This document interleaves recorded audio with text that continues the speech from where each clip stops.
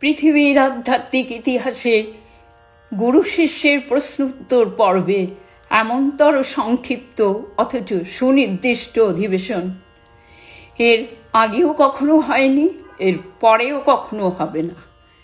সেদিন দক্ষিণেশ্বরে হয়েছিল। সুনির্দিষ্ট প্রশ্ন, তার সুনির্দিষ্ট উত্তর। প্রথম সাক্ষাতেই নরেন্দ্রনাথ প্রশ্ন করছেন, আপনি কি ভগবানকে দেখেছেন? শ্রীরামকৃষ্ণের তৎক্ষণাৎ উত্তর, হ্যাঁ দেখেছি, যেমন তোকে দেখছি। তুই যদি চাস তোকেও দেখাতে পারি। সংক্ষিপ্ত প্রশ্ন আর টু দি পয়েন্ট অ্যান্সার। এরপরেই নরেন্দ্রনাথের জীবনের পথ ঠিক হয়ে গেল। ইনিই হচ্ছেন শ্রেষ্ঠ আচার্য। রামকৃষ্ণ খুঁজছিলেন নরেনকে, নরেন্দ্রনাথ খুঁজছিলেন শ্রেষ্ঠ গুরু রামকৃষ্ণকে।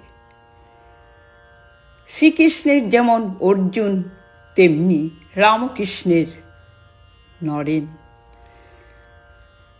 শ্রীরামকৃষ্ণ যেন বিবেকানন্দের সর্বক্ষণের সঙ্গী। তিনিই চালক, তিনিই গতি।